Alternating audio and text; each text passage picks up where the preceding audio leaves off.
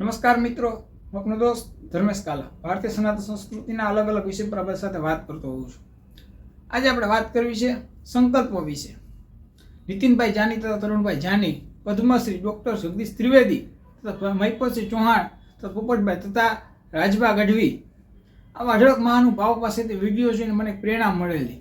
અને નીતિનભાઈ જાની એકવાર ફેસબુક ઉપર તેમનો વિડીયો મને જોવા મળેલો.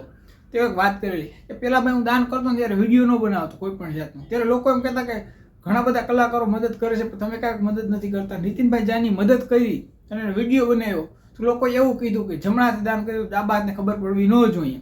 ત્યારે નીતિનભાઈ જાનીએ સરસ મજાની વાત કરેલી હતી કે આ વિડીયો હું એટલા માટે બનાવું છું લોકોને પ્રેરણા મળે, તે પણ આજુબાજુના કોઈ પણ એવા ગરીબ માણસો હોય તેને હેલ્પ કરે અને પ્રેરણા મળે. એની વાત મને ગમી. એના માટે જ મેં એક સંકલ્પ કર્યો ધર્મેશ કાલા સંસ્કૃતિની વાતો યુટ્યુબ ચેનલ, ફરીથી બોલું છું, ધર્મેશ કાલા સંસ્કૃતિની વાતો યુટ્યુબ ચેનલે નવો સંકલ્પ લીધો કે તેની યુટ્યુબ ચેનલમાંથી જે કાંઈ ઇન્કમ થશે તેના અમુક ટકા રકમ ગૌશાળા તથા જરૂરિયાતમંદ લોકો પાછળ વાપરવામાં આવશે. આ અમારો નવો સંકલ્પ છે 2025નો, ધર્મેશ કાલા સંસ્કૃતિની વાતો યુટ્યુબ ચેનલનો. અને આ બધા જોતા હશો, અમે સનાતન ધર્મ, સનાતન ભક્તિની વાતો જ પણ કરી રહ્યા છીએ, બધી મર્યાદા સાથે. આપની બેન, દીકરી, માં દરેક સાથે વિડીયો જોઈ શકો એવા અમે માહિતી સભર અને સારા વિડીયો બનાવતા હોઈએ છીએ. બીજી વાત, અને આપણે કોઈને મદદ ન કરીએ તો કંઈ નહીં, પણ કોઈનો વિરોધ કરવો ન જોઈએ. નીતિનભાઈ જાની, તરુણભાઈ જાનીનો વિરોધ થઈ રહ્યો છે અમુક વ્યક્તિઓ દ્વારા, જે પોતે શુભ કાર્ય કરે છે, જે બીજાને ગમતું નથી. આ નવું કરવું જોઈએ. બીજી વાત, મને આ વિચાર એવો ક્યાંથી, નીતિનભાઈ જાની તો તરુણભાઈ જાની પાસે પ્રેરણા મળી. એક સરસ મજાની મને વાત જાણવા મળેલી. માયાભાઈ આહિરે એક સરસ મજાની વાત કરેલી બ્લોગ ડાયરાની અંદર કે હું ભાઈ જે કાંઈ ભલે ફીસ લેતો હોઉં, બરાબર, મારી જે કાંઈ ફીસ હોય હું લઉં છું, એમાં ના નથી. આમાંથી કેટલા રૂપિયા મારે રકમ ઘરે લઈ જાવીને કેટલી ન લઈ જાવી તો હું પોતે જ નક્કી કરું છું. મતલબ કે આમાંથી મારે કેટલા લોકોને મદદ કરવામાં રકમ વાપરવી એ મારે નક્કી કરવાનું હોય છે, એ મારા ઘરવાળા નક્કી ન કરી શકે. અને બીજી વાત, ડૉક્ટર જગદીશભાઈ ત્રિવેદી, તેઓએ પણ સરસ મજાની વાત કરેલી. તેઓ અઢળક લોકોને આજે સ્કૂલો બનાવી રહ્યા છે, પોતે મોટી મોટી હોસ્પિટલોની અંદર પોતાનું દાન કરી રહ્યા છે. એ આપણે વિડીયોના માધ્યમથી જોતા જોઈએ છીએ.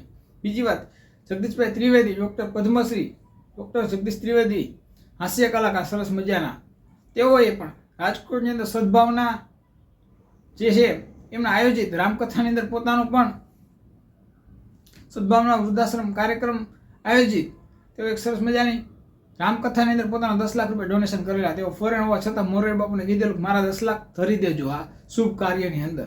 તો ડૉક્ટર જગદીશભાઈ ત્રિવેદી પણ આવા સરસ મજાના કાર્યો કરી રહ્યા છે, પોતે તે નિવૃત્ત હોવા છતાં.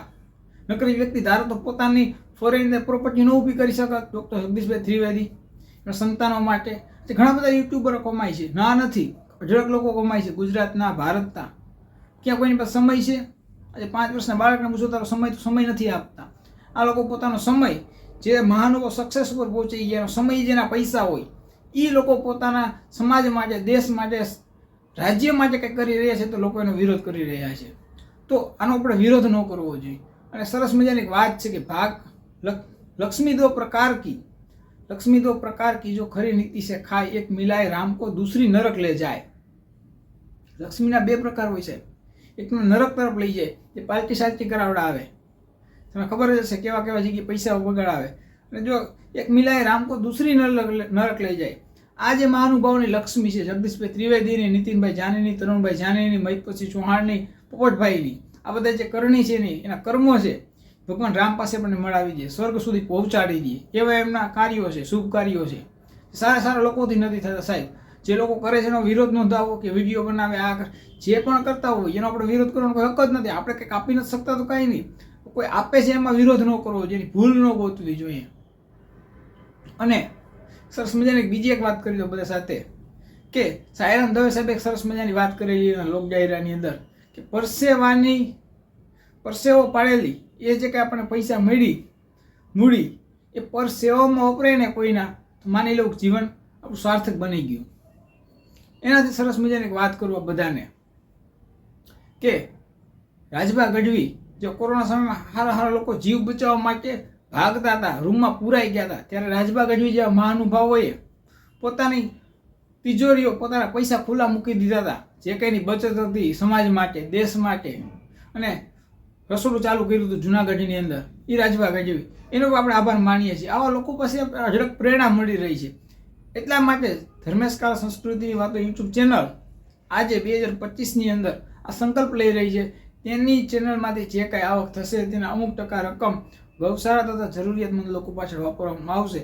તો આપને આ વાત ગમી હોય તો યુટ્યુબ ચેનલને લાઇક કરો, શેર કરો, સબસ્ક્રાઇબ કરજો. અમારી વાત તો એવી હોય છે સાહેબ કે મર્યાદાપૂર્ણ હોય છે, મર્યાદાની બહારની કોઈ વાતો નથી મેં કરતા.